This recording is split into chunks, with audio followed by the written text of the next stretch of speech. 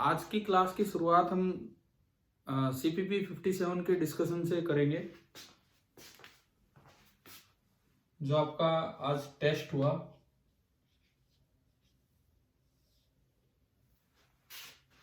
हाँ जी भाई, आवाज सही समझ आ रही है? Yes sir. ठीक है।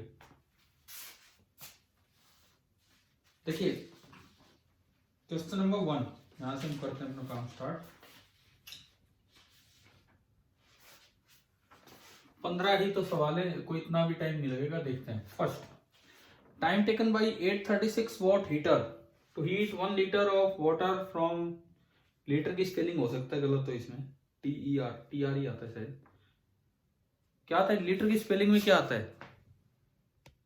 आर ही आता है ना। हाँ, ये ER टाइप हो गया यहाँ पे।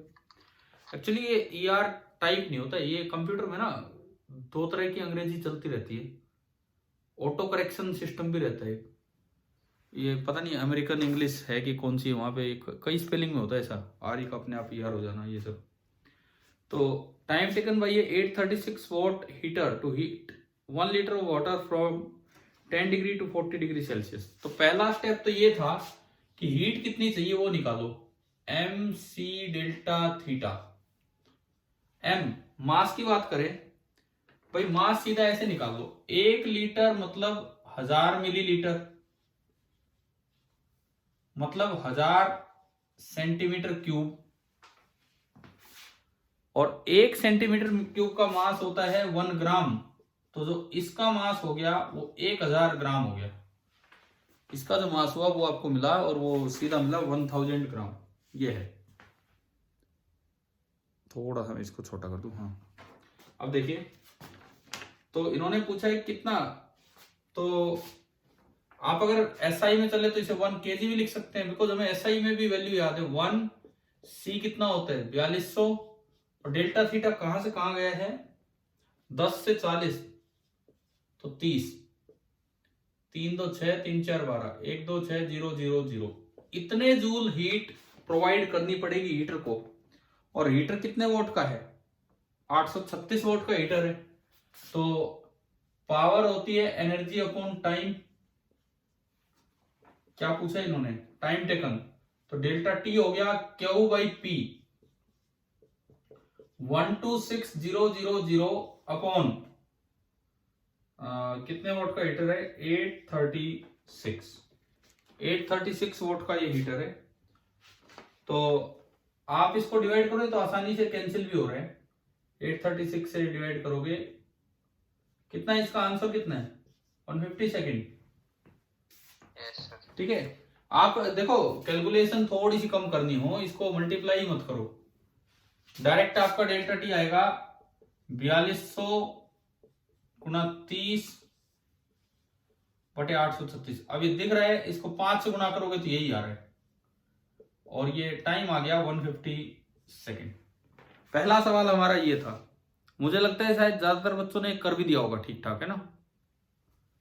सेकंड पे आते हैं, और हम पूरी कैलकुलेशन भी करेंगे। जैसे आज आप में से ही कोई बच्चे बोल भी रहे थे कि बोल सर कैलकुलेशन ज्यादा थी, तो कितना टाइम लगेगा हम देख भी लेंगे ना कि कैलकुलेशन कैसी है कैसी नहीं है। पहला सवाल तो एक इजी कैटेगरी में आता है। Question number 2। हॉस्टलर अटेंड कर रहे हैं ना क्लास? ठीक है। तो देखो, हम वैसे वो बांट नहीं रहे यहाँ पे, नहीं तो हम कैटेगरी भी बांटा करते थे कभी क्वेश्चन की, ये टफ है, इजी है, ये है। पता नहीं आपकी क्लास में किसी और में, परंतु क्योंकि हो सकता है आपके बहुत ज्यादा नंबर ना भी बने तो छोड़ो उस काम को, लेकिन हम डिस्कस तो करें। क्वेश्चन नंबर 2 उस पे बेस्ड है जो हमने HCV में क्वेश्चन नंबर 28 किया था, विंडो पेन वाला। 2 models of a window pane are made. 2 model बनाए। इन 1 मॉडल, फर्स्ट मॉडल, मैं पहले मॉडल की बात करूं। देखिए, फर्स्ट मॉडल में क्या किया, 2 ग्लास पेन ले ली 3-3 mm थिकनेस की, एक ये और एक ये थिकनेस भी 3 mm है, और ये थिकनेस भी 3 mm है। ठीक है। और इनके बीच में एयर गैप है और एयर गैप भी 3 mm का है। सपोज ये रूम है और ये आउटसाइड पार्ट है। तो मान लो बाहर हॉट है अंदर कोल्ड है, कुछ भी है, कैसे भी आप मानो,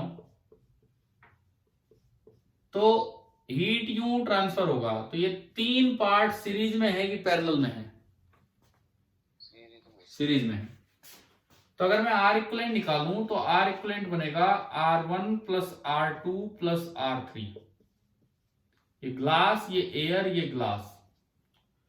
तो आप इसको यूं भी लिख सकते हैं 2 टाइम्स R1 प्लस R2, क्योंकि R1 और R3 सेम है, दोनों ग्लास है, बिल्कुल आइडेंटिकल।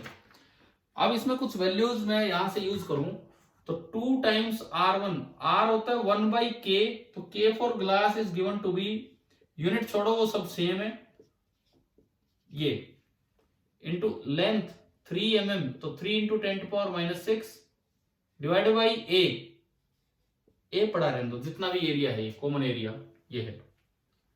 तो ये 2 तो ये हो गया, प्लस एक बीच का एयर वाला होगा 1 एयर का K है 6.2 इंटू 10⁻⁻6 इंटू लेंथ, एयर की लेंथ भी इतनी है, और डिवाइडेड बाई ए। आप ये बताओ क्या ये लिखना आ गया कि नहीं? कैसे लिखना था? हाँ भाई, फर्स्ट मॉडल में आर लिखना आ गया। चलो मैं आगे बढ़ूं, ठीक है। अब मैं बात करूं सेकंड मॉडल की। तो सेकंड मॉडल में तो इन्होंने खाली एक ग्लास पेन यूज की है और वो 6 mm थिक यूज कर दी, थोड़ी ज्यादा थिकनेस की। ये है एरिया तो वही मानो सेम है, जो जितनी खिड़की होगी, खिड़की का एरिया जो होगा वही होगा, 6 mm, और ये केवल ग्लास है। तो इस बार अगर मैं R2 निकालूं, ये R2 मत बोलो, R इक्वलेंट डैश बोल दो ये, तो ये क्या बनेगा 1/K glass. K glass is 2.5 into 10⁻⁻4, thickness size इसमें 6 mm है, तो लेंथ होगी ये आउट पार्ट, ये इनर पार्ट, और एयर ऐसे आएगी ना हीट, तो 6 इंटू 10⁻³ डिवाइडेड बाई ए। पहले तो ये बताओ क्या R और R डैश लिखना आ गया आपको? ठीक है। अब देखो इन्होंने पूछा है कि क्या पूछा है, रेशियो ऑफ हीट फ्लो, मतलब heat current, heat flow means heat current, ratio of heat flow बताना है।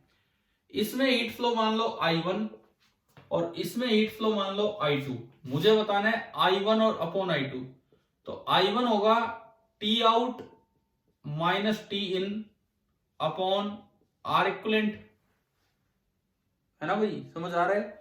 और I2 आपका होगा T आउट माइनस T इन अपॉन R इक्वलेंट डैश। क्या ये दोनों क्लियर हुए?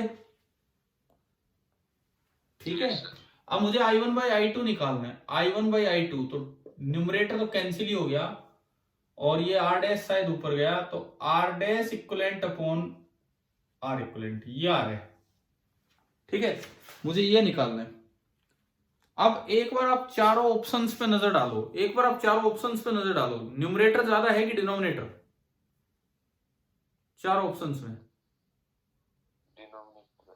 ऐसा जब भी हो ना, कैलकुलेशन पार्ट में आपको बता रहा हूं, जब भी आपको 4 ऑप्शन इस तरह के दिखेंगे डिनोमिनेटर ज्यादा हो, तो आप उल्टा रेशियो निकाला करो, वो आसान रहेगा। ये इसके चक्कर में पड़ जाओगे कैलकुलेशन में, उल्टा रेशियो निकाला करो, और फिर जो फाइनल आंसर मैच हो वो दिख जाएगा उससे। समझ गए हो? तो मुझे कौन सा रेशियो निकालना चाहिए? क्योंकि भाई जो सही आंसर है उसके अकॉर्डिंग, हाँ सही आंसर के अकॉर्डिंग ये चीज सीखो आप, ये चीज कि आगे से कभी कोई सवाल आए इस तरह के ऑप्शन हो तो ये चीज सीखिए कि अगर ऐसे ऑप्शन जब भी आते हैं ना, कैलकुलेशन पार्ट आसान तब होता है, आप उल्टा रेशियो निकालो, क्योंकि न्यूमरेटर बड़ा और डिनोमिनेटर छोटा निकालना आसान होता है, और ये निकालना थोड़ा कैलकुलेशन वाइज मुश्किल हो जाते हैं। तो आप क्या करेंगे, आप I2 बाई I1 निकालेंगे। तो जब मैं I2 बाई I1 निकालूंगा तो बनेगा R equivalent upon R dash equal. मैंने जो अभी जो पॉइंट बताया, क्या वो सभी को समझ आ रहा है कैलकुलेशन का पॉइंट? ठीक है। तो आप यहां से निकालो R equivalent by R dash equivalent. तो वो देखो, मैं एक बार इसको हटा लेता हूं, थोड़ी जगह बने। तो देखिए R equivalent by R dash equivalent करने गए हम, तो ये रेशियो, पहली टर्म ये है, मैंने इस पूरी टर्म से इसको डिवाइड किया, बताओ क्या बचेगा। पहले ये टर्म है ये, इससे पूरा इसको डिवाइड किया, बताओ क्या बचेगा।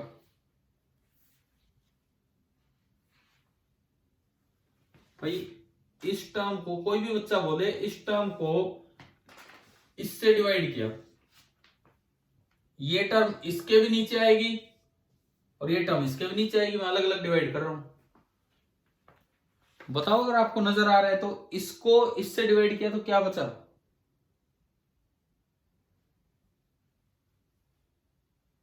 2 × 10⁻³ भाई ये बचेगा, ये बचेगा, ये बचेगा। इसको इससे डिवाइड किया, बताओ ना, देखो ना इसमें दिख नहीं रहा ये। ये पूरा इससे कैंसिल हो रहा है, ए से ए कैंसिल हो रहा है, 10⁻³ से वो -3 है, और ये कैसे -6 नहीं है, ये -3 ही है। ये मिलीमीटर में था ना, वो मिलीमीटर में थे, -3 ही चल रहे हैं। लेंथ है ये, थिकनेस है ना, समझ गए हो ना। ठीक है, ये पूरा इससे कैंसिल हो जाना है। ओनली बचना ही क्या है, 3 × 2 6 है, तो वो 6 भी जा लिया, कुछ बचा ही नहीं। पहली टर्म आ गई समझ, ठीक है। प्लस सेकंड टर्म, इसके नीचे ये आएगा, इसके नीचे ये पूरा आएगा, तो क्या बचेगा, देखो ए से ए गया, समझ रहे हो ना आप। ये ऊपर जाएगा 25, नीचे 62, और एक और संभालो कि 2 ऊपर आएगा कि नीचे, 6 और 3 का, ये और बताओ।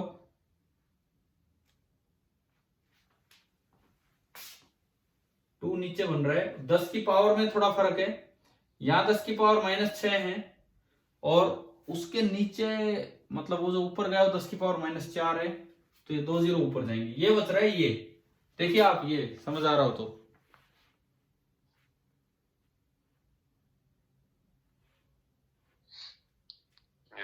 है ना, यही बचेगा, कुछ और है चेक कर लो।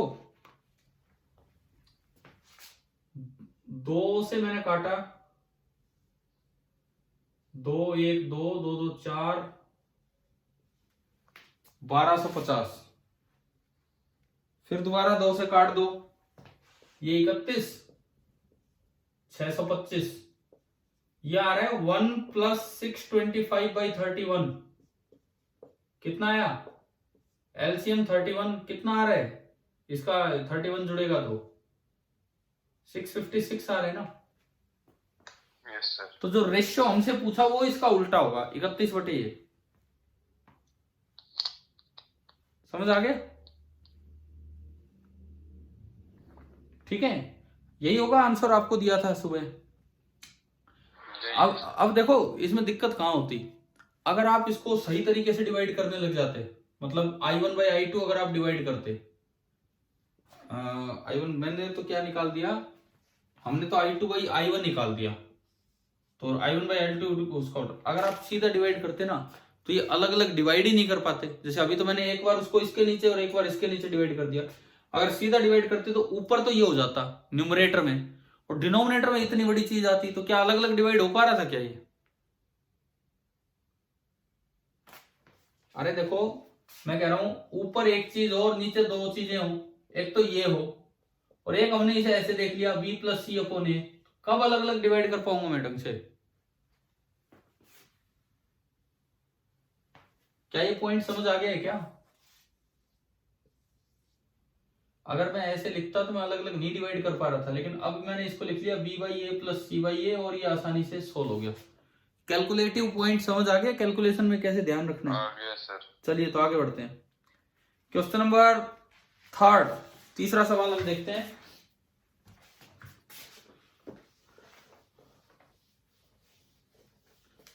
मतलब हम हर एक सवाल में थोड़ा ये भी सीखें कि कैलकुलेशन कैसे करनी चाहिए थी।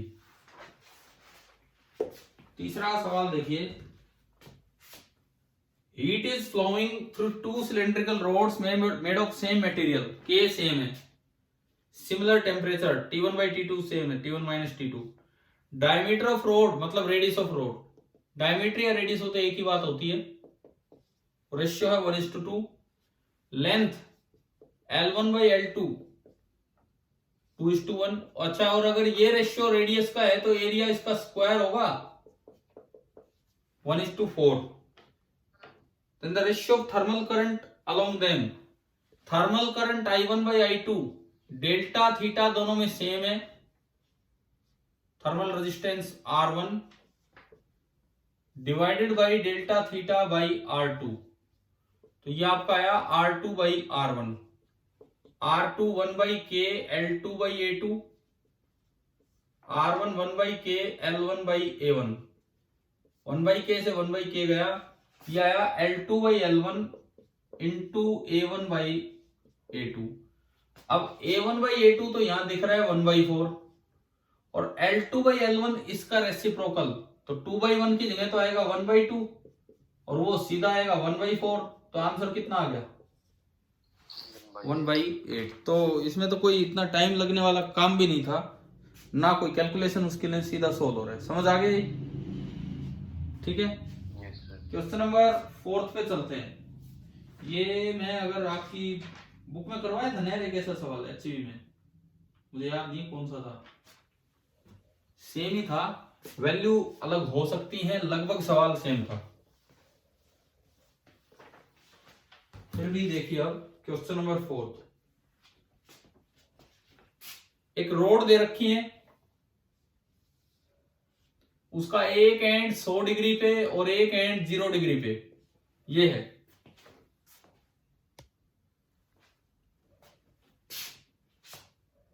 ये तो है मीटर स्टिक, 1 मीटर की स्टिक है, मीटर स्टिक मतलब 100 सेंटीमीटर लंबी स्टिक। अब कोई और दूसरी रोड लिया आपने जिसका एक एंड 25 डिग्री सेल्सियस पे है, दूसरा एंड ऐसी जगह टच करना है ताकि इसमें हीट करंट फ्लो ना करे।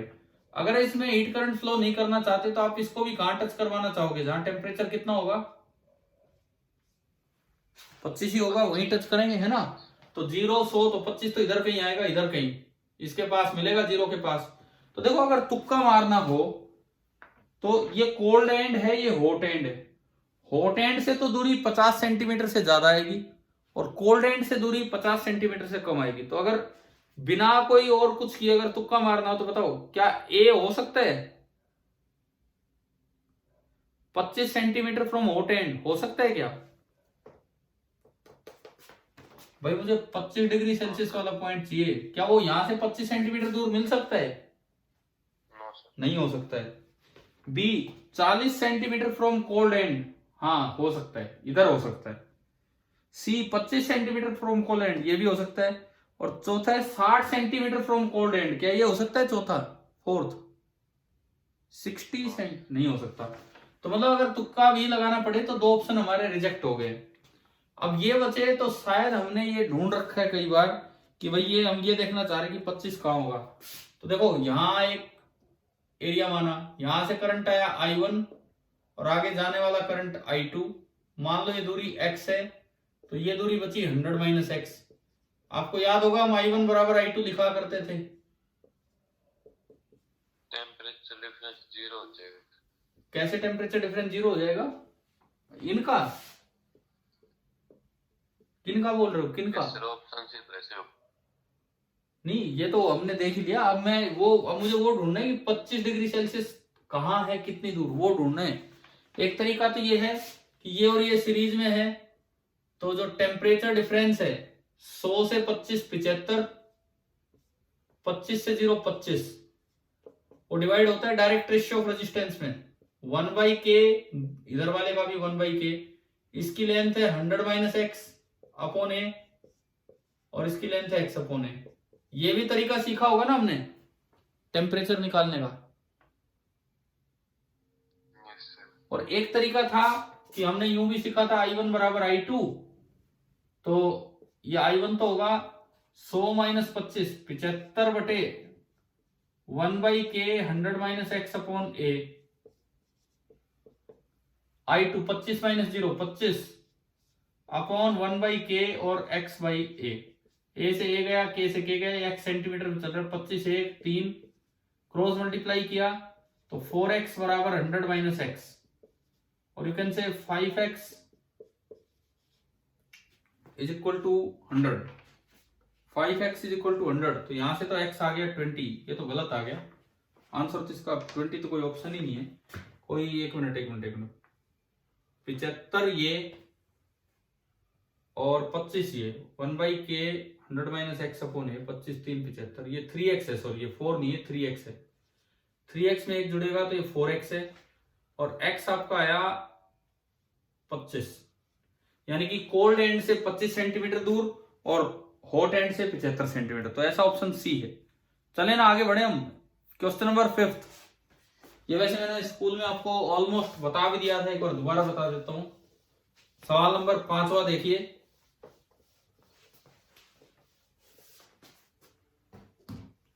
स्फेरिकल बॉडी है, उसका रेडियस है r, ठीक है, रेडिएट्स पावर जिसको हम u बोलते थे वो इसने h बोला है, एंड रेट ऑफ कूलिंग जिसको मैं माइनस dt/dt बोलता था वो इसने c बोला है। ये दो चीजें दे रखी हैं। डेंसिटी कांस्टेंट है, इसकी डेंसिटी आपको बोली है कि वही कांस्टेंट एज्यूम करना है, तो पूछा है h कैसे और c कैसे r पे डिपेंड करेगा। h मतलब u, सीधा फॉर्मूला है E sigma area into temperature raise to power 4, और सरफेस एरिया होता है 4 पाई r स्क्वायर। तो बताओ ये h r पे कैसे डिपेंड कर रहे हैं, यहां से directly proportional to r square.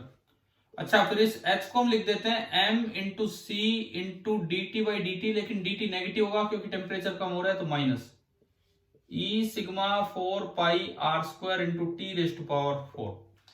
अच्छा, यहां से माइनस dt/dt आ गया E sigma 4 pi r square T raise to power 4 upon m into सी।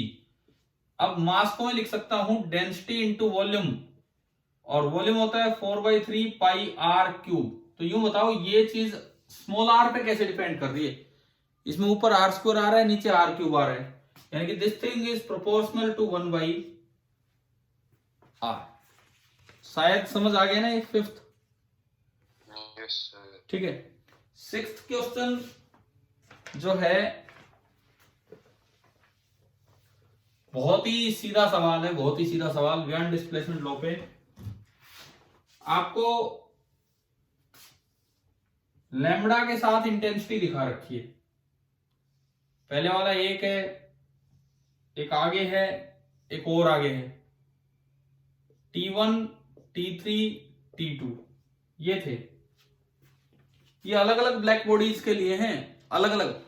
देखो एक कंफ्यूजन हो सकता है किसी बच्चे को, ये तो हम जानते हैं लैम्बडा टेम्परेचर ज्यादा होगा तो लैम्बडा मैक्सिमम, मतलब lambda corresponding to maximum intensity कम होगा कि ज्यादा होगा, कम होगा सर, कम होगा। तो इस पे लैम्बडा सबसे कम है तो T1 सबसे ज्यादा, फिर आपका T3 और फिर आपका क्या आएगा T2। क्या ये बात तो क्लियर होगी सभी को? लेकिन हम एक और भी चीज हमने पढ़ी थी कि अगर टेम्परेचर बढ़ाते हो तो लैम्बडा एम तो कम होता है परंतु इंटेंसिटी इंक्रीज, तो फिर ये नीचे कैसे हो रही है? टेम्परेचर ज्यादा है तो ये इंटेंसिटी इतनी कम कैसे? कारण क्या है, ये 3 अलग अलग ब्लैक बॉडी हैं। एक ही बॉडी का आप टेम्परेचर बढ़ाते हो तो लैम्बडा एम कम होगा पर इंटेंसिटी बढ़ेगी। ये तो 3 अलग अलग बॉडीज हैं तो उनका सरफेस एरिया अलग हो सकता है, तो इस हिसाब से समझ गए हो कि नहीं? क्या ये पॉइंट भी दिमाग में आना चाहिए, समझ गए हो ना? ये अगर एक ही बॉडी होती है, आपसे ये सवाल आ सकता था क्या ये तीनों ग्राफ एक ही ब्लैक बॉडी के हो सकते हैं क्या? नहीं हो सकते हैं, ठीक है। क्वेश्चन नंबर 7 पे हम चलें।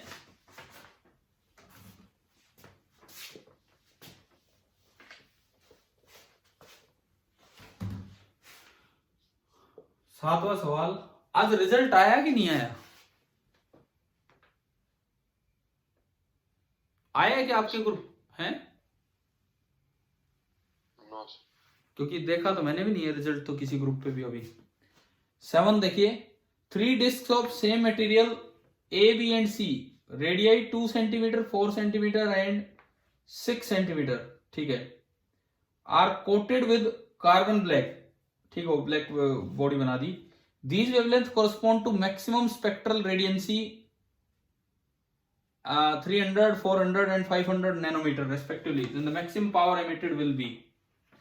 किसने ज्यादा पावर एमिट की है? देखो, पावर एमिशन का फॉर्मूला होता है E sigma area T raise to power 4।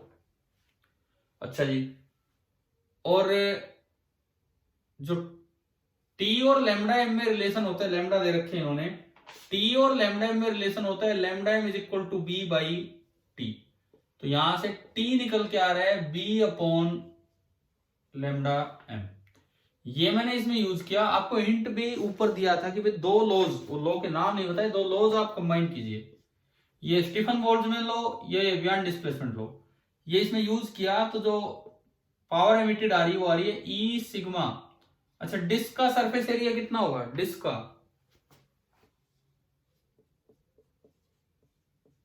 भाई कोई डिस्क है, उसका पाई आर स्क्वायर एक साइड और पाई आर स्क्वायर एक साइड। अगर स्फीयर होता तो 4 पाई आर स्क्वायर, डिस्क है तो 2 पाई आर स्क्वायर। समझ आया ये? और कुछ नहीं तो आर स्क्वायर दिमाग में आना चाहिए, आर स्क्वायर पे डिपेंड कर रहे हैं। और टी की पावर 4 मतलब B raise to power 4 upon lambda M raise to power 4। 2 pi constant, E sigma constant, B constant. ये तो आर और लैम्डा पे डिपेंड कर रही है पावर। इसको मैं पावर लिख देता हूं, that is proportional to R square upon lambda M raise to power 4। ये आ गया। अब मुझे एक एक डिस्क को संभालना है। सबसे पहले ए की पावर, ए का रेडियस कितना है? 2। आप यूनिट की चिंता मत कीजिए, वो सबके लिए सेम है, 2 स्क्वायर अपॉन ए का लैम्डा कितना है? 300 रेज टू पावर 4। तो ये आया 4 अपॉन 81 और 10 की पावर माइनस 8 ही बन रहा है। पहली पावर ये आई वोट में। बताओ भाई, पहली वाली पावर आ गई समझ? ठीक है। ऐसे ही दूसरी पीबी, पीबी में ऊपर लिख देता हूं, पीबी ये आपका बनेगा, इसका रेडियस है 4, तो 4 का स्क्वायर अपॉन इसका स्पेक्ट्रल लैम्डा दे रखा है 400, 400 की पावर 4। तो 4 2 4 से 2 4 कटेंगे, 1 4 बचेगा, तो 1/16 इंटू 10 इज पावर माइनस 8। ये आपका आया 1/16। समझ आ गए है ना? और तीसरा पीसी, इसका रेडियस है 6, तो 6 का स्क्वायर अपॉन इसकी वेवलेंथ है 500, 500 का स्क्वायर। तो ये आ रहा है 36 बटे 25 25 625 और गुणा 10 की पावर माइनस 8 वॉट। भाई ये 3 आ गए, ये तीनों आ गए आपके पास। आपको क्या बताना था? Maximum power B will be emitted by. समझ आ रहा है क्या? अब क्या करना है? सब में 10 की पावर माइनस 8 माइनस 8 माइनस 8 है, ये थोड़ा सा फ्रैक्शन है, ये कंपेयर करना है। जैसे फर्स्ट है, फर्स्ट में आपका बना 4/81, 4/81। देखो इसको आप 4/80 मान लो, कैसे तो कैलकुलेट करेंगे, इसको 4/80 मान लो, केवल ये फैक्टर देख रहा हूं मैं। 4/80 मतलब 1/20, 1/20 कितना होता है? 1/20 होता है 0.05। तो ये पहला फैक्टर आ गया समझ? ठीक है, कैलकुलेशन कैसे करनी चाहिए वो आपको बता रहा हूं। ठीक है, दूसरा आपका क्या है? 1/16, ये तो आप कर भी सकते हो, 16 से 96, ये 0.06 आएगा, 16 से 96 होता है। समझ गए हो क्या? 100 से मैंने डिवाइड कर दिया और 0.20 लगा दिए। ठीक है, पहला फैक्टर आ रहा है 0.05, दूसरा फैक्टर आ रहा है 0.06। तो इन दोनों में तो कौन बड़ा है? बी बड़ा है। और तीसरे पर और चलते हैं। तीसरा है 36/625। थोड़ा सा सिंप्लीफाई करने के लिए इसको 35 मान लो यार, थोड़ा सिंप्लीफाई तो हो। 5 से गया, 5 1 5, 5 2 10, 5 5 25 और ये 7। 700 को 125 से डिवाइड करो और फिर 0.01 लगा देना, 0.00 जो भी इसका चल रहा है उस तरह से। 125 5 पे ही जा रहा है, तो 6 पे भी नहीं जा रहा। हाँ 0.05 5 के अराउंड ही आएगा, 5 से थोड़ा ज्यादा। तो देखो ये 0.05 आ रहा है, ये 0.05 समथिंग आएगा, और ये आपका 0.06 आ रहा है। तो मैक्सिमम किस में है? बी में। मैं आपको कैलकुलेट भी करके दिखा रहा हूं कि कैसे कर लेना चाहिए, थोड़ा अप्रोक्सीमेशन करके। चलें आगे बढ़ते हैं। सवाल नंबर 8। भाई आप चीजों को, मैं बार बार बोलता हूं, इकट्ठा करना स्टार्ट कीजिए। कोई सवाल एचबी में मिला, कोई टेस्ट में मिला, कोई कहीं मिला, अपने नोट्स में उनको अरेंज करो। जो टॉपिक चल रहा है उनके साथ चीजों को अरेंज करो। अब ये Wien displacement law, Stefan Boltzmann law का कॉम्बिनेशन हो गया, वहां कहीं भी लिख दो कि उसके बाद सीपीपी नंबर देश, क्वेश्चन नंबर देश। 8 तो हमने खैर कर भी लिया था डिस्कस, बता देता हूं फिर से। आपको ये दिया गया है लैम्डा और इधर एनर्जी इंटेंसिटी जो भी है। पहला ग्राफ ये है, दूसरा ग्राफ ये है, और तीसरे में तो बहुत ही खतरनाक इंटेंसिटी जा रही है ये। तो आपको केवल ना ये बताना है, आप पहले मुझे बताओ टेम्परेचर किस में ज्यादा है, खाली वियान डिस्प्लेसमेंट लॉ के अकॉर्डिंग। 1 2 3। 3 का लैम्डा सबसे कम है, टेम्परेचर मैक्सिमम। हाँ, तो T3 मैक्सिमम। ये 2 का लैम्डा M2 इधर है, और ये 1 का लैम्डा M1 इधर है। तो जो टेम्परेचर है वो उल्टे चलेंगे, T3 greater than T2 greater than T1। तो देखो बल्ब, एक वेल्डिंग आर्क और एक सन, सबसे ज्यादा टेम्परेचर तो किस में होता है? सन में। और सबसे कम बल्ब में। और बीच वाला टेम्परेचर आपको किस में मिलेगा? वेल्डिंग आर्क में। तो आपको जस्ट कंपेयर कर लेने थे। जेई 2005 का ये सवाल है, ये स्क्रीनिंग एग्जाम का क्वेश्चन था ये। तो ये आ गया ना समझ, bulb 1, welding arc 2 and sun 3। Question number 9, pick the wrong one. थोड़ा इस पे भी ध्यान देना था। अच्छा, assume transmittivity T tends to 0। अब अगर T टेंड्स टू 0 है तो दो ही चीजें बची हैं। हम पढ़ते थे R plus A plus T, question number 9 ये है। हम पढ़ते हैं R plus A plus T is equal to 1, और T टेंड्स टू 0 है, it means R plus A is equal to 1। तो पहली बात, जो एब्जॉर्बर अच्छा है वो रिफ्लेक्टर खराब मिलेगा, जो रिफ्लेक्टर अच्छा है वो एब्जॉर्बर खराब मिलेगा, क्योंकि सम तो कांस्टेंट है। और एक और रिलेशन हम पढ़ते हैं A बराबर E, जो जितना अच्छा एब्जॉर्बर होता है उतना ही अच्छा एमिटर होता है। शायद अब तो आई गई होंगी बातें समझ में। तो ये चौथा ऑप्शन गलत है कि bad emitter is good absorber. Bad emitter होगा तो बैड ही एब्जॉर्बर होगा, ये गलत है। बाकी सब इसको सेटिस्फाई कर रहे हैं। क्वेश्चन नंबर 10, थोड़ा इलास्टिसिटी का यूज, एक हल्का सा आइडिया आज दिया था आपको वहां स्कूल की क्लास में, अभी फिर बता देता हूं। क्वेश्चन नंबर 10, देखो बीच बीच में जो भी सवाल, जहां जो भी कैलकुलेशन थी मैंने पूरा सोल्व किया है। तो आपको भी एग्जाम में घबराना नहीं है इन चीजों से। एक्सटर्नल प्रेशर अप्लाई किया है क्यूब पे, भाई बाहर से कोई प्रेशर अप्लाई हुआ, equally compressed from all the sides. K is the bulk modulus of the material. Bulk modulus को कहता है K है। तो पहले तो ये बताओ, जब इसको कंप्रेस किया तो हम जानते हैं बल्क मॉडुलस होता है stress upon strain. Bulk modulus K दिया है, स्ट्रेस आपको पता होगा वॉल्यूमेट्रिक स्ट्रेस प्रेशर ही होता है, याद है ये चीज। और वॉल्यूमेट्रिक स्ट्रेन कुछ भी छोटा बड़ा मैंने लिख दिया mode delta V by V। तो मेरे पास यहां से mode delta V by V आ गया P बाई K। अच्छा, अब ये कहता है ये इतना दब गया, लेकिन अब ये कहता है इसे वापस हीटिंग से उसी ओरिजिनल सिचुएशन पे लेके जाना है। तो हीटिंग से अगर आप इसका वॉल्यूम बढ़ाओगे तो डेल्टा V का फॉर्मूला होगा gamma into V into delta T। याद है कि नहीं है? yes. यहां से डेल्टा V बाई V कितना आ रहा है? Gamma delta T from equation 1 and 2, gamma into delta T that is equal to P by K। तो मुझे चाहिए क्या इसमें? डेल्टा T चाहिए। तो डेल्टा T आ गया P अपॉन गामा K। और आपको याद होगा अल्फा बीटा गामा में रिलेशन पढ़ाया था क्यूब के केस में, बताओ याद है क्या? अल्फा बराबर बीटा बाई 2 बराबर गामा बाई 3, बताओ ये याद है? तो यहां से अल्फा में चाहिए तो गामा कितना है वहां से? गामा की जगह में 3 अल्फा लिख सकता हूं, 3 अल्फा इंटू के। क्या समझ आ गया? 10th question Yes, sir. JEE Main 2017 का था ये सवाल, 4 नंबर का 120 में से, विद 1 मार्क नेगेटिव मार्किंग, यही लिखा है इसके आगे। चलिए क्वेश्चन नंबर 11 पे हम आते हैं। अब सपोज आपको लगे कि कैलोरीमेट्री का सवाल है तो कैलकुलेशन है। कल वाले पेपर में, मतलब पिछले पेपर में ज्यादा थे कैलोरीमेट्री के क्वेश्चन, इसमें तो कम है। इसमें तो कैलकुलेशन इतनी है भी नहीं, जल्दी जल्दी सोल्व हो जाते हैं। देखते हैं।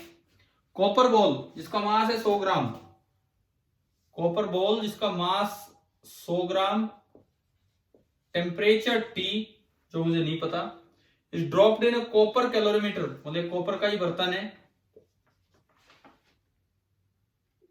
उसका मास है 100 ग्राम, उसके अंदर पानी भरा है 170 ग्राम, और वो सब रूम टेम्परेचर पे, और सवाल में दिया है रूम टेम्परेचर ले लो 30 डिग्री, तो ये सब चीजें 30 डिग्री सेल्सियस पे हैं। ठीक है जी, ये इसमें डाल दिया तो जो फाइनल टेम्परेचर आया दोनों का मिक्स होके कॉमन टेम्परेचर इक्विलिब्रियम पे, वो कितना बना?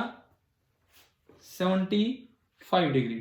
तो आपसे पूछा टी कितना होगा अगर स्पेसिफिक हीट ऑफ कॉपर 0.1 है कैलोरी पर ग्राम डिग्री सेल्सियस में, तो क्या केवल और केवल इक्वेशन ऑफ कैलोरीमेट्री लगानी है कि नहीं? भाई इसका टेम्परेचर ज्यादा है, इसका टेम्परेचर मैं थीटा डिग्री सेल्सियस मान लो, टी बोला है क्या इन्होंने? हाँ टी बोला है, चलो टी डिग्री सेल्सियस मान लो, और टी चाहिए मुझे, टी ही पूछा है, टी निकालना है। किसने हीट लूज की है, पानी ने या इस बॉल ने? बॉल ने। Heat lost by ball mass into specific heat capacity into T minus 75। पहली बात आई क्या समझ, बताओ? Yes, sir. This is equal to heat gain by water and calorimeter. अगर वाटर इक्वलेंट दिया होता, अगर कैलोरीमीटर का वाटर इक्वलेंट दिया होता 100 ग्राम, अगर कैलोरीमीटर का वाटर इक्वलेंट दिया होता 100 ग्राम, तो आपको 170 में 270 जोड़ मतलब 270 बना के और एक ही बात बन जाती है ना, पता है ना, वो वाटर का यूज कर लेते हैं। लेकिन इसमें कैलोरीमीटर का मास दिया है, वाटर इक्वलेंट नहीं, तो कैलोरीमीटर ने तो हीट गेन की 100 इंटू कॉपर का 0.1, कॉपर का ये कैलोरीमीटर, इंटू टेम्परेचर 30 से 75 हुआ, कितना बढ़ा? 45. प्लस दूसरा मास 170 इंटू वाटर की स्पेसिफिक हीट कैपेसिटी 1, और टेम्परेचर उसका भी बढ़ा 45। मैं कह रहा था अगर सवाल में ये 100 ग्राम इसका वाटर इक्वलेंट दिया होता तो यहाँ 0.1 नहीं, यहां भी कितना आता? 1। ये मतलब होता है वाटर इक्वलेंट का।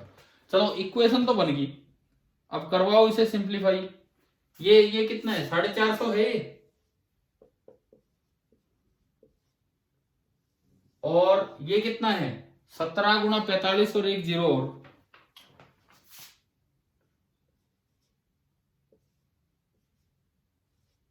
इतना बन रहा है क्या? देखो मल्टीप्लाई किया मैंने, 17 5 85, 17 चौकट 68 76, ठीक है। इसमें आपने वो जोड़ दिया 450, 0 5 5 10 6 4 10 और 11, 8100 आया। हमें बताओ समझ आया क्या? Yes, sir. ठीक है। और उधर से अगर आप देखो 0.1 से एक जीरो गया, एक 10, एक 10 से इसका एक zero, T minus 75 is equal to 810, तो टी कितना आ गया? कितने डिग्री सेल्सियस?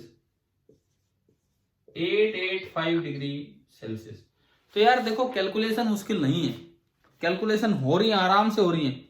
हम 11वें सवाल पे आ गए, एक दो सवालों में कैलकुलेशन आई और वो आराम से हुई है। समझ आ रहा है ना आपको? ठीक है। क्वेश्चन नंबर 12 देखते हैं हम।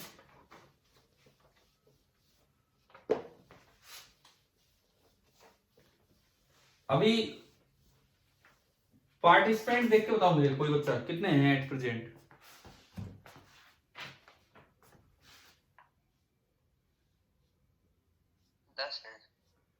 और चलो ठीक है 10-11 बच्चे होंगे, अगर हॉस्टल वाले हैं 2-3 तो इस तरह से कोई बात नहीं, जो है क्या उनको यार ये बताओ आप, इनसे ना नंबर आए ना आए डिमोरलाइज नहीं होना है बिल्कुल भी। कम से कम कोशिश तो कर रहे हैं मैं इस चैप्टर में, पहले से क्या पिछली यूनिट के मुकाबले ज्यादा कोशिश कर रहे हैं कि नहीं?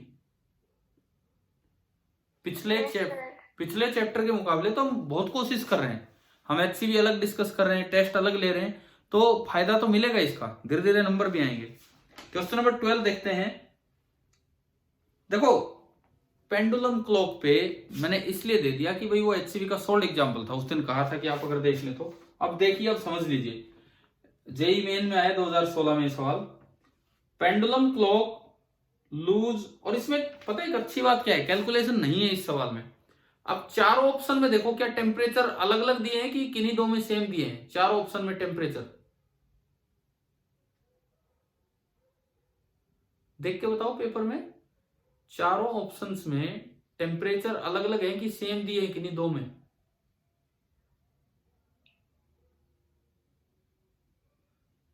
समझ आ रहा है क्या क्या बोल रहा हूं मैं?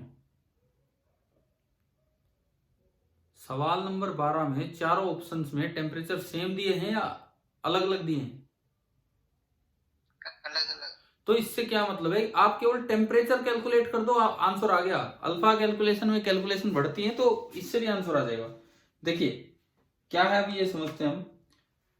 Pendulum clock lose 12 second a day, मतलब लूज 12 सेकेंड ए डे मतलब दिन पूरा होने के बाद भी उसका दिन पूरा नहीं हुआ है। एक पूरा दिन हो गया, पूरे दिन में कितने घंटे होते हैं? 24 घंटे। A complete day means 24 hours. 24 hours में वो घड़ी 24 घंटे दिखाने में थोड़ा चूक गई, कितना सेकंड कम रह गया? 12 सेकंड। 12 सेकंड का उसका टाइम थोड़ा कम हो गया, ठीक है। और जब उसका टेम्परेचर था 40 डिग्री सेल्सियस, लेकिन वो गेन कर लेती है 4 सेकंड डे, मतलब 24 घंटे पूरे होने पे वो 4 सेकंड एक्स्ट्रा दिखा देती है 24 घंटों में। तो यार एक जरा सा ही फर्क है, 24 घंटे में जाके बस एक 4 सेकंड एक्स्ट्रा। कब? अगर बाहर का टेम्परेचर कितना है? 20 डिग्री सेल्सियस। तो temperature at which the clock will show correct time, पहले इस बात पे आप आओ। मान लो वो जो पेंडुलम बनाया गया है उसकी जो लेंथ ली गई थी उस घड़ी के लिए, पेंडुलम क्लॉक तो उस चैप्टर में आएंगी, क्या होता है क्या नहीं। सेकंड्स पेंडुलम बोलते हैं इसे, सेकंड्स पेंडुलम बोलते हैं इसे, जिसका ऑसिलेशन का टाइम पूरा 1 सेकंड है। ये तो हम उस चैप्टर में जाके पढ़ेंगे ऑसिलेशन वाला, लेकिन अभी जिस काम पे है बस उस पर ध्यान दें। ये इसकी लेंथ L है, मान लो ये L लेंथ है थीटा डिग्री सेल्सियस पे, और इस समय के लिए घड़ी बनाई थी और इसका टाइम पीरियड था 2 pi under root of L by g. लेकिन मान लो थोड़ा भी टेम्परेचर बढ़ा तो लेंथ थोड़ी बढ़ जाएगी। डेल्टा L का क्या फॉर्मूला होता है? L alpha into L into, है ना भाई, समझ आ रहा है ना? ये डेल्टा L का आपका ये फॉर्मूला होता है। तो जो नया टाइम होगा, नया time T dash 2 pi under root of नई length L plus alpha L delta theta by g. इसको मैं यूं भी लिख सकता हूं 2 पाई, L मैंने कॉमन ले लिया और अंदर बच गया 1 प्लस अल्फा डेल्टा थीटा। बताओ ये स्टेप आया समझ? ठीक है। अब मैं और आगे चलूं तो इसको मैं लिख सकता हूं 2 pi under root L by G into 1 plus alpha delta theta की पावर हाफ, है ना, सेम ही है ये टी डैश आया। अब 2 पाई रूट L बाई जी तो था इसका ओरिजिनल टाइम, जो नेचुरल टाइम है टी नोट, तो मेरे पास टी डैश आ गया टी नोट इंटू, अच्छा ये डेल अल्फा बहुत छोटा होता है, मेटल्स में अल्फा 10 की पावर -5 में जा रहा होता है, तो for small value 1 plus x raise to power n is nearly equal to 1 plus n x binomial से, तो ये बन गया 1 plus half alpha delta theta. तो T dash is equal to T naught plus T naught into half into alpha into delta theta. ये मैं expect नहीं कर रहा था कि आप ये सवाल करोगे, ये मुझे बताना था। एक दिन एक बच्चे ने भी पूछा था आपकी क्लास में, शायद प्रशांत ने कि किसने, तो इसलिए भी बताना था, तो बस टेस्ट में डाल दिया।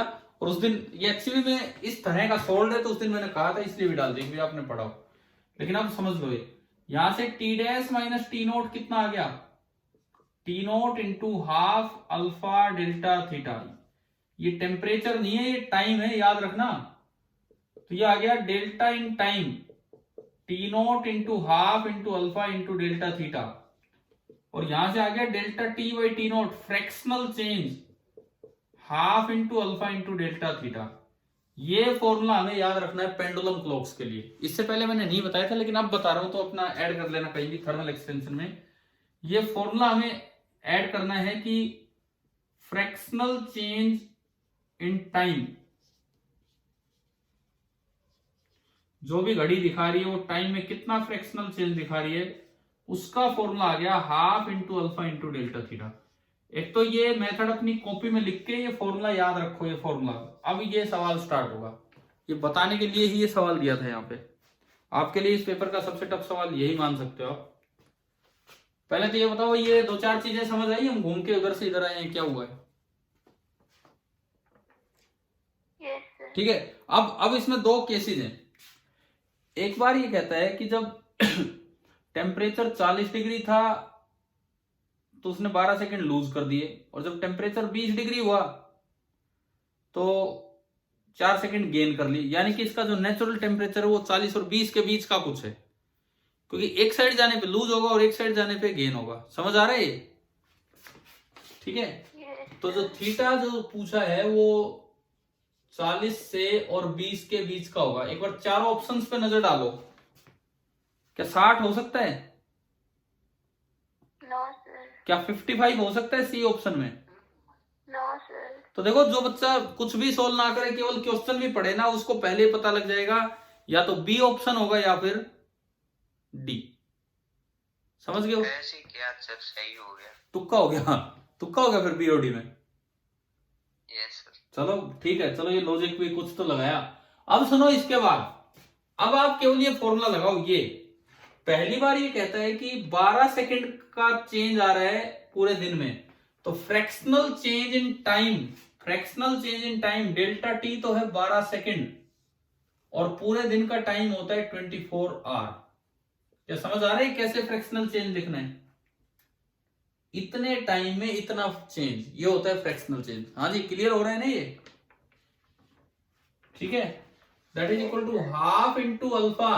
अच्छा, ये तो तब है जब इसका टेम्परेचर 40 हुआ, तो 40 अगर हो गया तो डेल्टा थीटा आपको लिखना चाहिए 40 माइनस थीटा। समझ आया? और दूसरी बार ये कहता है इट गेन्स 4 सेकेंड। अगर टेम्परेचर 20 डिग्री है तो चेंज तो 4 सेकंड का पूरे दिन में 24 घंटे में, हाफ इंटू अल्फा। अब टेम्परेचर अगर 20 गया तो थीटा से 20 गया, तो चेंज कितना लिखूं मैं? Theta minus 20। क्या समझ आ गया? Yes sir. देखो, ये फॉर्मूला नहीं था आपके नोट्स में, अब ऐड कर लो, अब ऐड कर लेना है ना। अब देखिए, अब कैसे सॉल्व करूं बताओ? मैं थीटा कैसे निकालूं? अल्फा तो आता रहेगा, जरूरत भी नहीं है निकालने की। थीटा कैसे निकालूं? क्या करें कि थीटा आ जाए इन दो इक्वेशंस का? बोलो बोलो भाई, बोलो, कोई तो बताओ कैसे निकालूं मैं थीटा इन दो इक्वेशन से? अल्फा को गायब कैसे करूं?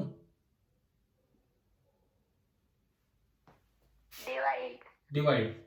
फर्स्ट से मैंने सेकंड को जैसे डिवाइड किया, 24 घंटे से 24 घंटे घटा, 12 सेकंड बटे 4 सेकंड 3 हो गया, हाफ से हाफ गया, अल्फा से अल्फा गया, 40 minus theta upon theta minus 20, cross multiply तो 3 theta minus 60 is equal to 40 minus theta. इस थीटा को इधर उठा लाए, 4 थीटा इज इक्वल टू 100, उधर जाके जुड़ा, और थीटा आपका आ गया 25 डिग्री सेल्सियस। बताओ भाई, क्या ये समझ आया? ये इस पेपर में सबसे सीखने लायक सवाल ये था। हालांकि ये चलो ऑसिलेशन पे गया, बट फिर भी हम सीख सकते थे। और अब अल्फा कैलकुलेट करना ही नहीं मुझे, और जब फुर्सत हो बाद में पेपर देने के बाद, तो मैं अब अल्फा कैलकुलेट कर लूंगा। ये थीटा किसी भी एक इक्वेशन में पुट कर दो, अल्फा आ जाएगा यहीं से। समझ आ गया? ठीक है। अब आते हैं कंप्रीहेंशन। आज थोड़ा सा दुख वाली बात यही थी कि यार ये एक भी बच्चा नहीं सोल्व करके आ रहा है। इट मीन्स थोड़ा एचसीवी करवाने के बाद भी इतनी समझ नहीं आ रही। तो इस कंप्रीहेंशन को अभी करेंगे, उससे पहले एचसीवी के क्वेश्चन नंबर 53 पे आओ लौट के, ताकि फिर यूं तो रहेगी भी हाँ क्या किया था क्या नहीं। और मैंने इसके 3 ही पार्ट दिए थे, तो मैं 53 के पहले 3 ही पार्ट लूंगा, चौथे पार्ट पे मैं नहीं जा रहा हूं। क्योंकि करवा आपको पहले रखा है। HC Verma book, page number 102, heat transfer chapter, exercise number 53। निकाल लिया? Yes, sir. ठीक है, अब एक बार पहले उसी सवाल को रिपीट करते हैं, फिर इस पे आएंगे। उसमें लिखा है a metal ball of mass 1 kg is heated by means of A 20 vote heater. एक 20 वोट का हीटर लगा दिया, इसको गर्म करने के लिए 20 वोट का हीटर लगा दिया हमने। ये किया in a room at 20 degree Celsius. ये कोई कमरा है और उस कमरे में तापमान है 20 डिग्री सेल्सियस। ठीक है जी। और the temperature of the ball become steady at 50 degree Celsius. थोड़ी देर बाद इस बॉल का टेम्परेचर 20 से बढ़ा, बढ़ते बढ़ते हुआ 50 पे स्टेडी हो गया। इसका क्या मतलब है सुनो, रूम टेम्परेचर तो 20 है, तो जो एनर्जी रूम से तो जो आनी है वो आनी है, जो रूम से जो एनर्जी आनी है वो आनी ही है इसमें। ठीक है, खुद के टेम्परेचर की वजह से जो एनर्जी आउट होनी है वो होनी है। इनिशियली इसका खुद का कितना था, रूम जितना ही तो होगा, तो इनिशियली तो जो एनर्जी आउट होनी है वो उतनी होनी है जितनी आनी थी। अगर आपने हीटर नहीं लगाया होता, देखो अगर आपने हीटर नहीं लगाया होता तो T = 0 पे इससे जो पावर एमिट हो रही है, इससे मैं इसका टेम्परेचर लिखूं, इसका टेम्परेचर भी 20 था, तो जो इससे पावर एमिट हो रही थी यू आउट, वो बिल्कुल 0 थी कि नहीं बताओ? नेट यू आउट भाई, जितना इस पे आ रही है उतनी पावर बाहर जा रही है शुरू में, तो अगर हीटर नहीं लगाया होता तो। समझ आया? Yes, sir. और बाद में जैसे हीटर लगाया इसका टेम्परेचर बढ़ने लगा, तो ये जो यू आउट है ये बढ़ने लगी, यू आउट बढ़ने लगी। यू इन तो उतनी है, रूम टेम्परेचर वाले पे कोई फर्क नहीं पड़ेगा, परंतु यू आउट बढ़ने लगेगी, बढ़ती रहेगी बढ़ती रहेगी। और ये फाइनली कब तक बढ़ी है, जब तक टेम्परेचर कितना हो गया? 50। जब टेम्परेचर 50 पे आके रुका, स्टेडी स्टेट आ गई, उसका मतलब है जितना इसको हीटर से मिल रहा है प्लस जितना इसको ये बाहर से मिल रहा है उतना ये यू आउट कर रहा है। तो 20 plus U in that was U out, तो net U out minus U in होगा, दैट इज 20 वोट। यानी कि नेट यू आउट जो ये निकाल रहा है 50 डिग्री पे, वो बिल्कुल कितना है? 20 वोट है। जितना इसको मिल रहा है उतना ही नेट ये रेडिएशन के कारण यू आउट कर रहा है। ये क्लियर है ना यहां तक? ठीक है, अब देखो अपने सवाल में पढ़ो एक बार। आपने उस दिन 53 फिर ढंग से दोबारा अटेम्प्ट नहीं किया, अगर इसका मतलब ये मुझे थोड़ा अच्छा सा सवाल लगा था इसीलिए मैंने इस पे सवाल दिए 3। सुनिए, A part, find the rate of loss of heat to the surrounding when the ball temperature is 50 degree Celsius. Radiation की वजह से जिस वक्त इसका तापमान 50 डिग्री हो गया है, ये नेट यू आउट कितना कर रहा है, कितना कर रहा है? क्या दिख रहा है आपको यहां से? Yes, sir. ठीक है, 20 वोट। ये तो इसका हुआ फर्स्ट पार्ट। अब मैं आता हूं सेकंड पार्ट पे। सेकंड पार्ट देखिए, assuming Newton's law of cooling. पहली बात मैं इस चीज को समझाऊं। न्यूटन्स लॉ ऑफ कूलिंग कहता है कि जो d U by d T है, that is directly proportional to temperature difference, T body minus T surrounding. तो देखो अगर मैं ये लगाऊं तो d U by d T, मैंने कई बार आपको बोला कि जब बॉडी का टेम्परेचर चेंज हो और तब न्यूटन्स लॉ ऑफ कूलिंग लगाना हो तो आप एवरेज वैल्यू पे जाया करो। बताया था ना, ये सिखाया था पहले। तो d U by d T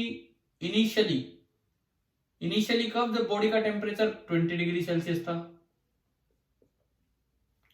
और D U by d T finally जब बॉडी का टेम्परेचर 50 डिग्री सेल्सियस है। तो बताओ कैसे निकालें? इनिशियली जब 20 डिग्री सेल्सियस था तो इसका टेम्परेचर कितना है ना, टेम्परेचर डिफरेंस कितना है सराउंडिंग के साथ इस वक्त? 30 है। जब इसका टेम्परेचर 20 डिग्री सेल्सियस है इनिशियली, तो सराउंडिंग के साथ इसका टेम्परेचर डिफरेंस कितना है ये बताओ?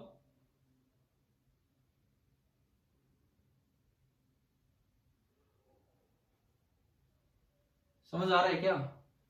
जब इस बॉल का टेम्परेचर 20 डिग्री सेल्सियस है तो सराउंडिंग के साथ इसका टेम्परेचर डिफरेंस कितना है?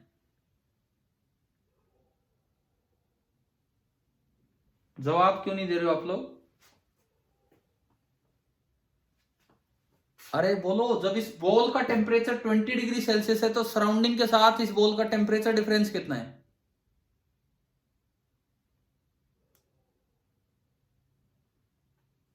भाई कब दोगे जवाब? मैं एक बार फिर बोल देता हूं, जिस समय इनिशियली इस बॉल का टेम्परेचर 20 डिग्री सेल्सियस है उस वक्त बॉल के और सराउंडिंग के टेम्परेचर में डिफरेंस कितना है? 30 यार, हद होगी यार, कमाल की बात हो रही है।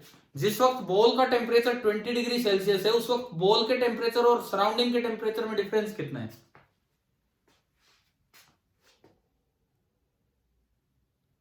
सराउंडिंग का टेम्परेचर है कितना? सराउंडिंग का टेम्परेचर है कितना? 20। तो मैंने ये पूछा कि जिस वक्त बॉल का टेम्परेचर 20 डिग्री सेल्सियस है उस वक्त बॉल के टेम्परेचर और सराउंडिंग के टेम्परेचर में डिफरेंस कितना है? 0। हाँ तो यार वो बताओ ना। इसका मतलब थीटा जब 20 डिग्री था इनिशियली तो बॉल और सराउंडिंग का टेम्परेचर सेम था, तो heat loss due to radiation कितना था? 0। क्या ये बात समझ आ गई कि नहीं? हाँ भाई बोलो, क्लियर हो रही है कि नहीं? बोलिए यार। ठीक है,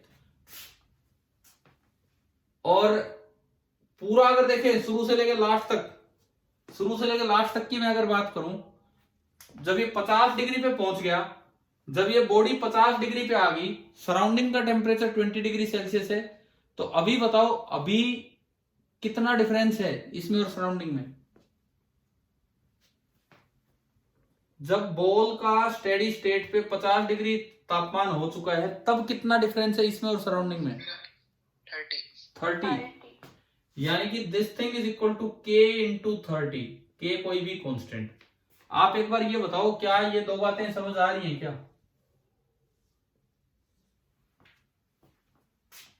Yes, sir. ठीक है, अब देखो, अब मैं सेकंड पार्ट की तरफ चलता हूं। ए पार्ट तो हम कर ही चुके, rate of loss of heat to the surrounding. मैं तो आपको ये समझा रहा था न्यूटन्स लॉ ऑफ कूलिंग क्या मतलब है। Assuming Newton's law of cooling, calculate the rate of loss of heat to the surrounding, calculate the rate of loss of heat to the surrounding when the ball is at 30 degree Celsius. ये कहता है Newton's law of cooling को सही मानते हुए आप ये बताओ कि सराउंडिंग में कितना रेट ऑफ लॉस है जब इसका टेम्परेचर 30 है। तो सबसे पहले तो के निकालो। के कैसे निकालेंगे? के की वैल्यू कैसे निकालें?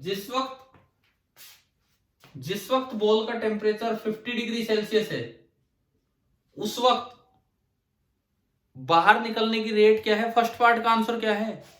जब स्टेडी स्टेट पे आ जाती है बॉल तो उस वक्त हीट बाहर निकलने के पावर क्या है? फर्स्ट पार्ट का आंसर क्या है? 20। तो ये चीज तो हमने फर्स्ट पार्ट में निकाली है। 20 is equal to K into 30। तो यहां से के कितना आ गया? 2/3। समझ आ गया के कैसे निकाला? ये समझ आया आपको? Yes, sir. ठीक है, अब देखो ये के आने के बाद अब ये कहता है कि एज्यूम ना बी पार्ट में क्या पूछा है? हाँ, rate of loss of heat बताओ जब बॉल का टेम्परेचर 30 है। तो यार यही इक्वेशन फिर लगा दो। du/dt बताओ जब बॉल का टेम्परेचर 30 है तो k into temperature difference between ball and surrounding. Ball का कितना है? 30। सराउंडिंग का कितना है? 20. तो कितना डिफरेंस है? 10। और के आपने अभी निकाला ही 50 पे। तो आप ये न्यूटन्स लॉ ऑफ कूलिंग है जो बार बार लग रहा है, और 50 पे आप निकाल के बैठे, उससे के आ गया, वही के बार बार यूज होगा। तो के कितना? 2/3 और इंटू 10। तो कितना आंसर आया? 20/3. 20/3। एक पार्ट और लेंगे, सी पार्ट, फिर उस सवाल पे चलेंगे। सी पार्ट में क्या पूछा, assume that the temperature of the ball rises uniformly from 20 degree to 30 degree. ये कहता है 20 से 30 तक मान लो कि यूनिफॉर्म रेट से राइज कर रहा है और 5 मिनट लगे, तो find the total loss of heat to the surrounding. तो नेट हीट लॉस कितना हुआ है वहां से वहां तक, 20 से 30 तक। यार 20 से 30 तक पावर निकाल लो। आपने 20 पे पावर निकाली, 20 पे पावर कितनी है, पी आउट, पी निकालने का 0। 30 पे कितनी है, 30 पे 20/3। तो अगर 20 से 30 पूछा है, सराउंडिंग टेम्परेचर चेंज नहीं हो रहा है, 20 से 30 इसका पूछा है, तो मैंने उस दिन कहा था ना कि एवरेज ले लिया करो भाई। 20 पे निकलने का रेट क्या था, 0। 30 पे निकलने की रेट क्या है, 20/3। तो 20 से 30 के बीच में निकलने की एवरेज रेट क्या हो सकती है यूनिफॉर्मली, अगर ये चलता रहा तो। 20 पे पावर आउट थी 0, 30 पे पावर आउट है 20/3। तो बताओ इस दौरान एवरेज पावर आउट क्या रही है, एवरेज यू। बोलो बोलो जल्दी बोलो। 10/3। हाँ, 0 + 20/3 डिवाइडेड बाई 2 कितनी रही है, 10/3 वॉट। कितना टाइम लगा है 20 से 30 आने में, क्वेश्चन में दिया है उसमें 5 मिनट। सुनो अब इसका मतलब सुनो, इस 5 मिनट में टोटल एनर्जी आउट कितनी गई है, इस 5 मिनट में टोटल एनर्जी आउट कितनी गई है उसको यहां से आप देखें। ये जो टोटल एनर्जी आउट निकली है ना नेट टेम्परेचर के साथ, जब आपका टेम्परेचर 20 डिग्री था बॉल का तो इसकी वैल्यू 0 थी। जब टेम्परेचर 30 डिग्री है तो इसकी वैल्यू है 20/3। और अगर आप इसकी एवरेज वैल्यू ले, so this graph is equivalent to कि जैसे आपने इस u की एवरेज वैल्यू ले ली और पूरा सीधा यूं बना दिया। एवरेज रेट कितना आ रहा है, 0 + 20/3 कितना आ रहा है, 10/3। ये पावर शुरू से लेके लास्ट तक निकलने की ये रही है 20 से लेके 30 तक। अब पावर अगर कांस्टेंट आपको दिख गई है तो जो एनर्जी आउट हुई होगी that is equal to power into time, क्योंकि पावर होती है एनर्जी अपॉन टाइम, है ना भाई, समझ आया। Yes, sir. तो पावर, एवरेज पावर कितनी आई, 10/3। और 5 मिनट में जो टाइम होता है वो होता है 5 × 60 सेकेंड। 3 से ये 20, उसका आंसर एक बार फिर देख लेना, 5 2 10, 1000 जूल होगा शायद उसके तीसरे पार्ट का आंसर। Yes, sir, यही है। अब देखो यार, ये चीज आपको इस सवाल में अप्लाई करनी थी। अब बस आज का काम फिनिश कर रहे हैं, कंप्रीहेंशन पे आते हुए। इसने लिखा कि metal ball of mass 2 kg is heated by, mass का हमने यूज नहीं लिया, वो 4th पार्ट में यूज होना था। मैंने मास भी चेंज किया था, उसमें शायद बुक में 1 kg दिया था, मैंने 2 kg किया था। Is heated by means of A 40 vote heater. यहाँ हीटर कितने वोट का था अभी जो हमने यूज किया था, 20 वोट का। Yes, sir. उसकी बजाय आपने जो हीटर यूज कर लिया वो कितने वोट का कर लिया, 40 वोट का। 40. तो और स्टेडी स्टेट टेम्परेचर, अच्छा रूम का टेम्परेचर है 25 डिग्री सेल्सियस, रूम का टेम्परेचर है 25 डिग्री सेल्सियस और स्टेडी स्टेट टेम्परेचर इसका बना है 60 डिग्री सेल्सियस। रूम का है 25 और स्टेडी स्टेट बना है थोड़ी देर में 60। Find the rate of loss of heat to the surrounding. जब वो 60 पे गया, अरे यहां लिखे थे अभी, यहां लिखे थे du/dt ये सब लिखा था, 50 की बजाय आ जाएगा 60। 60 पे उतना ही रेट ऑफ लॉस होता है जितने वोट का हीटर है। हीटर हमारा कितने वोट का है, 40. फर्स्ट पार्ट आ गया होगा ना समझ में। स्टेडी स्टेट आते ही जो नेट यू आउट होता है वो उतना ही होता है जितना हीटर प्रोवाइड करते हैं। तो 60 पे तो स्टेडी स्टेट ही आ रही है, तो उस समय नेट यू आउट हो गया 40। तो बताओ क्या 13th का डायरेक्ट आंसर आ रहा है समझ, बी। Yes, sir. फिर ये कहता है assuming Newton's law of cooling, मतलब इन बातों को मानते हुए calculate the rate of loss of heat to the surrounding when the ball is at 39।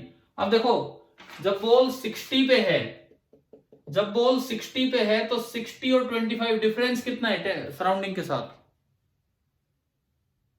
बताओ। 35. तो 60 पे आपकी इक्वेशन बनेगी k × 35 और 60 पे तो उतना ही हीट लॉस की पावर है जो जितने का हीटर है। हीटर 40 वोट का है तो इसकी जगह 40 हो गया, बराबर K इंटू 35। एक बार K की वैल्यू बता दो कितना आ गया। 40/35, 8/7 आया K। Yes, sir. बिल्कुल सेम है ना, K जैसे निकाला हमने, ठीक है। उसके बाद ये K जो आपने निकाला है, अब इसका वापस यूज करेंगे। उस वक्त बताओ जब बॉल का टेम्परेचर 39 डिग्री है, तो ये 30 की बजाय 39 डिग्री किया। K इंटू 39 माइनस 25 डिफरेंस के प्रोपोर्शनल होता है। 39 माइनस 25 कितना हो गया, कितना हो गया? 14. और K आप अभी निकाल के लाए थे स्टेडी स्टेट से, K कितना था? 8/7. तो ये कितना आया? 16. मैंने यार ये सवाल इसलिए दिया था, मुझे लगा एक बार रिवीजन किया होगा, क्योंकि मुझे पता था ये सवाल ऐसे नहीं होने वाला है। आप कम से कम एक बार दिमाग में सिचुएशन बैठाओ क्या हो रही है। बॉल इनिशियली रूम टेम्परेचर पे है, उस वक्त उसका नेट यू आउट 0 है। आपने हीटर लगाया, धीरे धीरे और एनर्जी आउट करने लगा, लेकिन उसका टेम्परेचर बढ़ता गया। ये सारी चीज एक बार बैठाओ दिमाग में क्या चल रहा है। दूसरा पार्ट हो गया। अब तीसरा और आखिरी पार्ट, ये कहता है assuming that the ball rises, temperature of the ball rises from 25 से 39 2 मिनट में, तो टोटल लॉस कितना है। अब ये मैंने अभी एवरेज तरीके से बताया था।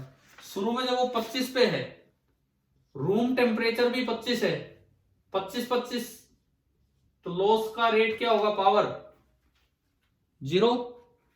जब ये 39 पे आया, 39 पे आया, तो आपने अभी निकाली पावर कितनी आई है बाहर निकलने की।